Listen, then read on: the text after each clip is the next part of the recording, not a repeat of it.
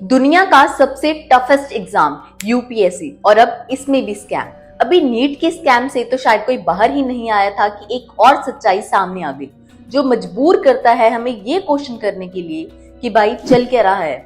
The story is of an IAS officer Puja Khedkar which leads us to question the credibility of UPSC. Before we get into the controversy and the story, let's first see कि पूजा खेडकर हैं कौन। पूजा Khedkar 2022 batch की Maharashtra cadre की एक IAS officer हैं जिन्हें UPSC में 841 rank मिली थी। इनके ऊपर 3 मेजर एलिगेशंस हैं।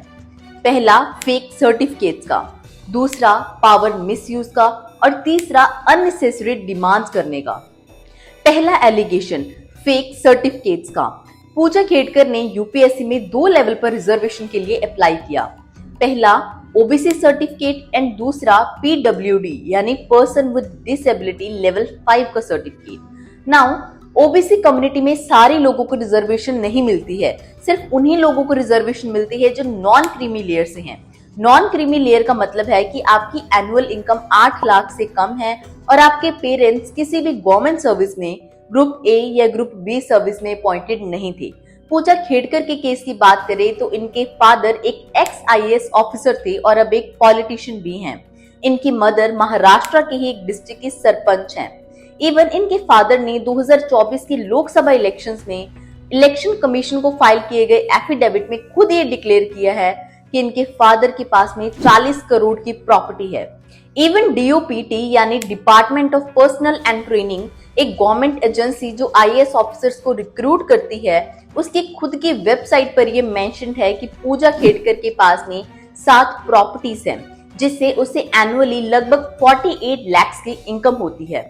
इतने रिच बैकग्राउंड से आने के बाद भी, करोड़ों में इनकम होने के बाद भी डीओपीटी ने उसे ओबीसी नॉन क्रीमी लेयर का सर्टिफिकेट दिया। दूसरा पीडब्ल्यूडी लेवल 5 का फेक सर्टिफिकेट। लेवल 5 का मतलब है कि आपको मल्टीपल डिसेबिलिटी है, मेंटल इलनेस है और मसल प्रॉब्लम्स भी हैं। लेकिन पूजा खेडकर के केस में ऐसा कुछ भी दिखाई नहीं देता है। यही नहीं, आईएएस क्लियर करने के बाद उन्हें 6 बार एम्स में बुलाया गया मेडिकल एग्जामिनेशन के लिए, लेकिन उन्होंने हर बार ये टेस्ट स्किप किया, कभी कोविड-19 का रीजन देके तो कभी कोई और रीजन देके। इवेंचुअली सितंबर 2022 में एम्स ने डीओपीटी को एक लेटर लिखा ये बताते हुए कि उनका कैंडिडेट कोऑपरेट नहीं कर रहा है, लेकिन उस पर कोई भी एक्शन नहीं लिया गया। जिसके बाद नवंबर 2022 में डीओपीटी को एक और लेटर लिखा गया कि पूजा खेडकर को रिक्रूट ना किया जाए। इवेंचुअली पूजा खेडकर बॉम्बे हाई कोर्ट पहुंची, जहां उनके लॉयर ने बताया कि पूजा खेडकर को क्लॉस्ट्रोफोबिया है और इसी वजह से वो अपना एमआरआई स्कैन नहीं करवा सकती, जो जरूरी था मेडिकल एग्जामिनेशन के लिए। बॉम्बे हाई कोर्ट ने पूजा खेडकर के फेवर में रूलिंग की और ये बोला कि उनका किसी और तरह से मेडिकल एग्जामिनेशन करवाया जाए। इवेंचुअली पूजा खेडकर ने एमआरआई रिपोर्ट ही सबमिट करवाई, लेकिन एक प्राइवेट फैसिलिटी हॉस्पिटल से, ना कि एम्स से। दूसरा बड़ा एलिगेशन है अननेसेसरी डिमांड्स का। 3 जून 2023 को पूजा खेडकर की ज्वाइनिंग थी पुणे के डिस्ट्रिक्ट कलेक्टरेट में एक ट्रेनी के तौर पे एज असिस्टेंट कलेक्टर। लेकिन ज्वाइनिंग से पहले ही पूजा ने कलेक्टरेट ऑफिस से ये डिमांड्स की कि उन्हें एक official residence, separate cabin, personal vehicle और स्टाफ सपोर्ट ग्रांट किया जाए, जबकि ये सारी फैसिलिटीज प्रोबेशन पीरियड यानी ट्रेनी ऑफिसर को दी ही नहीं जाती। यही नहीं, इसके बाद उनके फादर ने कलेक्टरेट ऑफिस में स्टाफ को प्रेशराइज किया कि वो उनकी डिमांड्स को फुलफिल करे, वरना उनके लिए अच्छा नहीं होगा। तीसरा मेजर एलिगेशन है पावर मिसयूज का। पूजा खेडकर ने अपनी प्राइवेट ऑडी कार के लिए एक वीआईपी नंबर प्लेट और गवर्नमेंट ऑफ महाराष्ट्र के स्टिकर की डिमांड की। यही नहीं, उन्होंने अपनी गाड़ी पर लाल और नीली बत्ती भी लगवाई, जो नॉर्मली रूल्स के अगेंस्ट है। पुणे के डिस्ट्रिक्ट कलेक्टर ने महाराष्ट्र के एडिशनल चीफ सेक्रेटरी को एक 25 पेज की रिपोर्ट सबमिट की, जिसमें उन्होंने बताया इन सारी चीजों के बारे में। उन्होंने रिपोर्ट में यह भी मेंशन किया कि जब पुणे के एडिशनल कलेक्टर 4 दिन के लिए बाहर गए थे तो पूजा खेडकर ने उनके चैम्बर को ही ले लिया, उनकी नेम प्लेट हटवा दी, अपनी नेम प्लेट लगवा ली और सारा फर्नीचर भी चेंज करवा दिया। इवन ज्वाइनिंग से पहले 18 मई को उन्होंने पुणे के डीसीपी रैंक के ऑफिसर को कॉल करके उन पे दबाव डालने की कोशिश की और ये डिमांड की कि वो एक आदमी को छोड़ दे जो स्टील की चोरी के मामले में गिरफ्तार था। जब ये सारी चीजें सामने आई तो महाराष्ट्र की गवर्नमेंट ने पूजा खेड़कर का एक छोटा सा ट्रांसफर कर दिया पुणे से वाशिम डिस्ट्रिक्ट में।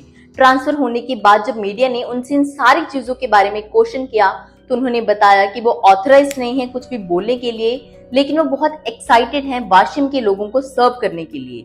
शायद वो इतनी एक्साइटेड थी कि वो ज्वाइन करना ही भूल गई। 3 दिन बाद वाशिम के डिस्ट्रिक्ट कलेक्टर ने यह बताया कि उन्हें गवर्नमेंट के ऑर्डर्स मिले हैं, लेकिन पूजा खेड़कर ने ज्वाइन ही नहीं किया, ना ही उन्हें या किसी भी स्टाफ को इस बारे में कुछ इन्फॉर्मेशन दी। डिस्ट्रिक्ट कलेक्टर की इसी 25 पेज की रिपोर्ट के बाद में ये सारी चीजें सामने आई। At present even PMO prime minister office ने भी इस सारी चीजों के ऊपर एक रिपोर्ट मांगी है और इस पे इंक्वायरी हो रही है। यही नहीं, इवन पुणे के ट्रैफिक कंट्रोल डिपार्टमेंट के अकॉर्डिंग पूजा खेड़कर के अगेंस्ट 21 चालान पेंडिंग है, जिनकी वैल्यू 27,000 रुपए है।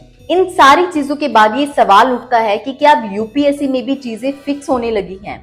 द रियलिटी इज कि ज्यादातर लोग ये मूवीज और सोशल मीडिया रील्स देख के इंस्पायर होते हैं आईएएस बनने के लिए, और उनका मेन मोटिव होता है फेम एंड पावर, ना कि देश की सेवा करना।